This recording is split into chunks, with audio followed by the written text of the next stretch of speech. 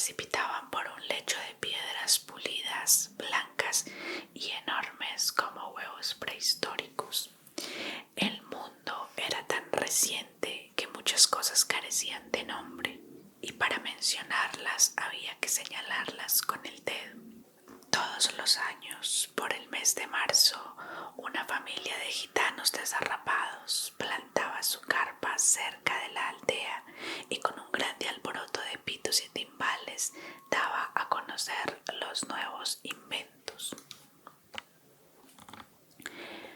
Primero llevaron un imán, un gitano corpulento, de barba montaraz y manos de gorrión, que se presentó con el nombre de Melquiades. Hizo una truculenta demostración pública de lo que él mismo llamaba la octava maravilla de los sabios alquimistas de Macedonia. Fue de casa en casa arrastrando los lingotes metálicos y todo el mundo se espantó al ver que los calderos, las pailas, las tenazas y los anafes se caían de su sitio y las maderas crujían por la desesperación de los clavos y de los tornillos tratando de desenclavarse, y aún los objetos perdidos desde hacía mucho tiempo aparecían por donde más se les había buscado y se arrastraban en desbandada turbulencia detrás de los fierros mágicos de Melquiades. Las cosas tienen vida propia, pregonaba el gitano con áspero acento. Todo es cuestión de despertarles el ánima. José Arcadio Buendía, cuya desaforada imaginación iba siempre más lejos que el ingenio de la naturaleza y aún más allá del milagro y la magia, pensó que era posible servirse de aquella invención inútil para desentrañar el oro de la tierra. Melquiades, que era un hombre honrado, le previno: para eso no sirve. Pero José Arcadio Buendía no creía en aquel tiempo en la honradez de los gitanos, así que cambió su mulo y su partida de chivos por los 2 lingotes imantados. Úrsula Iguarán, su mujer, que contaba con aquellos animales para ensanchar el desmedrado patrimonio doméstico, no consiguió disuadirlo. Muy pronto ha de sobrarnos oro para empedrar la casa, replicó su marido. Durante varios meses se empeñó en demostrar el acierto de sus conjeturas. Exploró palmo a palmo la región, inclusive el fondo del río, arrastrando los 2 lingotes de hierro y recitando en voz alta el conjuro de Melquiades. Lo único que logró desenterrar fue una armadura del siglo XV con todas sus partes soldadas por un cascote de óxido, cuyo interior tenía la resonancia hueca de un enorme calabazo lleno de piedras. Cuando José Arcadio Buendía y los 4 hombres de su expedición lograron desarticular la armadura, encontraron dentro un esqueleto calcificado que llevaba colgado en el cuello un relicario de cobre con un rizo de mujer. En marzo volvieron los gitanos. Esta vez llevaban un catalejo y una lupa del tamaño de un tambor, que exhibieron como el último descubrimiento de los judíos de Ámsterdam. Sentaron una gitana en un extremo de la aldea e instalaron el catalejo a la entrada de la carpa. Mediante el pago de 5 reales, la gente se asomaba al catalejo y veía a la gitana al alcance de su mano. La ciencia ha eliminado las distancias, pregonaba Melquiades. Dentro de poco el hombre podrá ver lo que ocurre en cualquier lugar de la tierra sin moverse de su casa. Un mediodía ardiente hicieron una asombrosa demostración con la lupa gigantesca. Pusieron un montón de hierba seca en la mitad de la calle y le prendieron fuego mediante la concentración de los rayos solares. José Arcadio Buendía, que aún no se consolaba por el fracaso de sus imanes, concibió la idea de utilizar aquel invento como un arma de guerra. Melquiades otra vez trató de disuadirlo, pero terminó por aceptar los lingotes imantados y piezas de dinero colonial a cambio de la lupa. Úrsula lloró de consternación.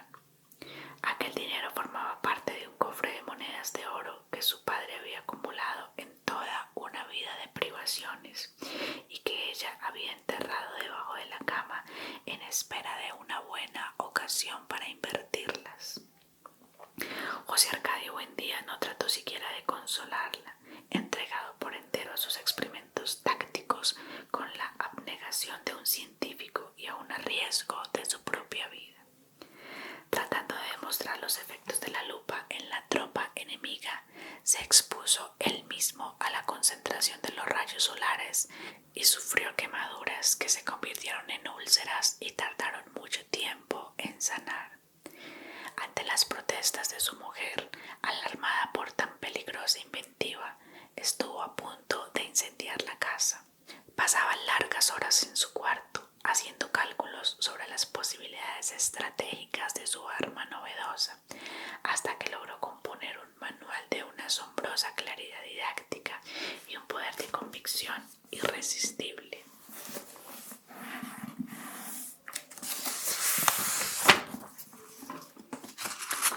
Lo envió a las autoridades, acompañado de numerosos testimonios sobre sus experiencias y de varios pliegos de dibujos explicativos. Al cuidado de un mensajero que atravesó la sierra, se extravió en pantanos desmesurados, remontó ríos tormentosos y estuvo a punto de perecer bajo el azote de las fieras, la desesperación y la peste, antes de conseguir una ruta de enlace con las mulas del correo. A pesar de que el viaje a la capital era en aquel tiempo poco menos que imposible, José Arcadio Buendía prometía intentarlo tan pronto como se lo ordenara el gobierno, con el fin de hacer demostraciones prácticas de su invento ante los poderes militares y adiestrarlos personalmente en las complicadas artes de la guerra solar. Durante varios años esperó la respuesta. Por último, cansado de esperar, se lamentó ante Melquíades del fracaso de su iniciativa y el gitano dio entonces una prueba convincente de honradez. Le devolvió los doblones a cambio de la lupa y le dejó además unos mapas portugueses y varios instrumentos de navegación. De su puño y letra escribió una apretada síntesis de los estudios del monje Hermann, que dejó a su disposición para que pudiera servirse de astrolabio, la brújula y el sextante. José Arcadio Buendía pasó los largos meses de lluvia encerrado en su cuartito que construyó en el fondo de la casa para que nadie perturbara sus experimentos. Habiendo abandonado por completo las obligaciones domésticas, permaneció noches enteras en el patio vigilando el curso de los astros y estuvo a punto de contraer una insolación por tratar de establecer un método exacto para encontrar el mediodía. Cuando se hizo experto en el uso y manejo de sus instrumentos, tuvo una noción del espacio que le permitió navegar por mares incógnitos, visitar territorios deshabitados y trabar relación con seres espléndidos sin necesidad de abandonar su gabinete. Fue esa la época en que adquirió el hábito de hablar a solas, paseándose por la casa sin hacer caso de nadie, mientras Úrsula y los niños se partían el espinazo en la huerta, cuidando el plátano y la malanga, la yuca y el ñame, la auyama y la berenjena.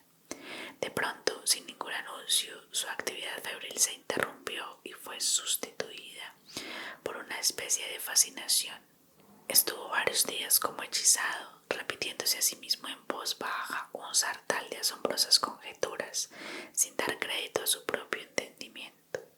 Por fin, un martes de diciembre, a la hora del almuerzo, soltó de un golpe toda la carga de su tormento. Los niños habían de recordar el resto de su vida la augusta solemnidad con que el padre se sentó a la cabecera de la mesa, temblando de fiebre, devastado por la prolongada vigilia y por el encono de su imaginación, y les reveló su descubrimiento. La tierra es redonda como una naranja. Úrsula perdió la paciencia. Si has de volverte loco, vuélvete tú solo, gritó. pero no trates de inculcar a los niños tus ideas de gitano.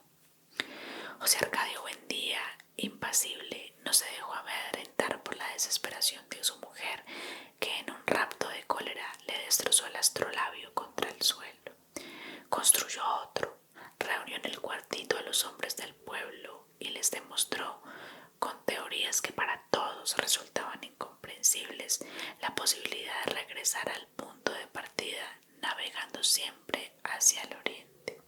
Toda la aldea estaba convencida de que José Arcadio Buendía había perdido el juicio cuando llegó Melquiades a poner las cosas en su punto. Exaltó en público la inteligencia de aquel hombre que por pura especulación astronómica había construido una teoría ya comprobada en la práctica, aunque desconocida para entonces en Macondo, y como prueba de su admiración le hizo un regalo que había de ejercer una influencia terminante en el futuro de la aldea, un laboratorio de alquimia. Para esa época, Melquiades había envejecido con una rapidez asombrosa. En sus primeros viajes parecía tener la misma edad de José Arcadio Buendía, pero mientras éste conservaba su fuerza descomunal que le permitía derribar un caballo agarrándolo por las orejas, el gitano parecía estragado por una dolencia tenaz. Era en realidad el resultado de múltiples y raras enfermedades construidas en sus incontables viajes alrededor del mundo. Según él mismo le contó a José Arcadio Buendía mientras lo ayudaba a montar el laboratorio, la muerte lo seguía a todas partes, husmeándole los pantalones, pero sin decidirse a darle el zarpazo final. Era un fugitivo de cuantas plagas y catástrofes habían flagelado al género humano. Sobrevivió a la pelagra en Persia, al escorbuto en el archipiélago de Malasia, a la lepra en Alejandría, al beriberi en el Japón, a la peste bubónica en Madagascar, al terremoto de Sicilia y a un naufragio multitudinario en el estrecho de Magallanes. Aquel ser prodigioso que decía poseer las claves de Nostradamus era un hombre lúgubre, envuelto en una aura triste, con una mirada asiática que parecía conocer el otro lado de las cosas. Usaba un sombrero grande y negro, como las alas extendidas de un cuervo, y un chaleco de terciopelo patinado por el verdín de los siglos. Pero a pesar de su inmensa sabiduría y de su ámbito misterioso, tenía un peso humano, una condición terrestre que lo mantenía enredado en los minúsculos problemas de la vida cotidiana. Se quejaba de dolencias de viejo, sufría por los más insignificantes percances económicos y había dejado de reír desde hacía mucho tiempo porque el escorbuto le había arrancado los dientes. El sofocante mediodía en que reveló sus secretos, José Arcadio Buendía tuvo la certidumbre de que aquel era el principio de una grande amistad. Los niños se asombraron con sus relatos fantásticos.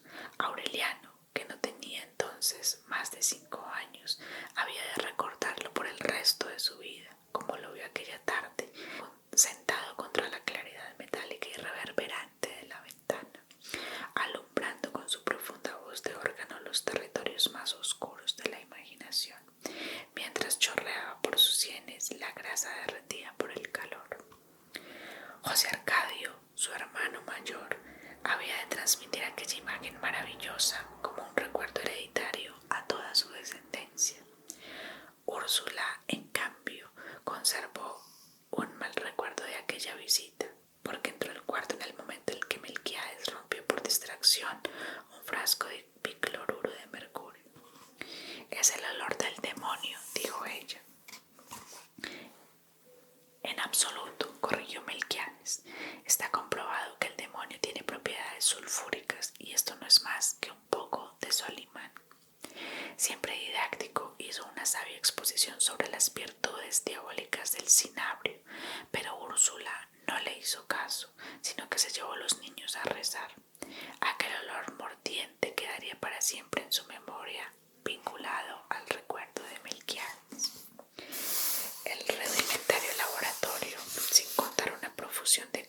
pizzas, embudos, retortas, fritos y coladores.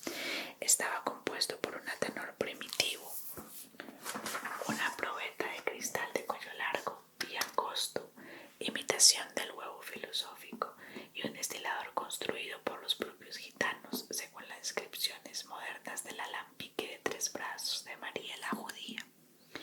Además de estas cosas, Melquiades dejó muestras de los 7 metales correspondientes a los 7 planetas, las fórmulas de Moisés y Zósimo para el doblado del oro y una serie de apuntes y dibujos sobre los procesos del gran magisterio que permitían a quien supiera interpretarlos intentar la fabricación de la piedra filosofal. Seducido por la simplicidad de las fórmulas para doblar el oro, José Arcadio Buendía cortejó a Úrsula durante varias semanas para que le permitiera desenterrar sus monedas coloniales y aumentarlas tantas veces como era posible subdividir el azogue.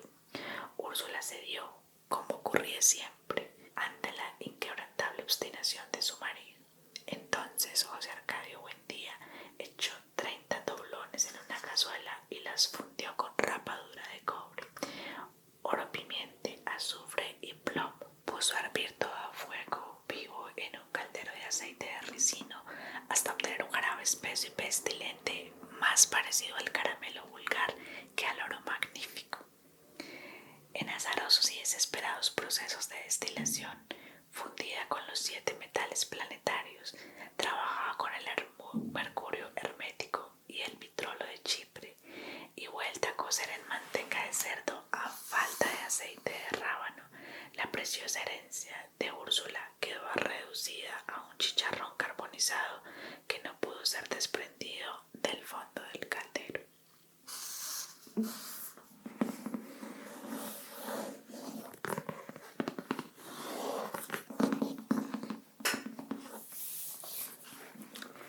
Bueno, queridos, esa fue la lectura del día de hoy. Los capítulos de este libro son un poquito largos, pero yo espero que ya estés durmiendo, que estos susurros intensos te hayan relajado y que estés entrando en un sueño profundo. Te espero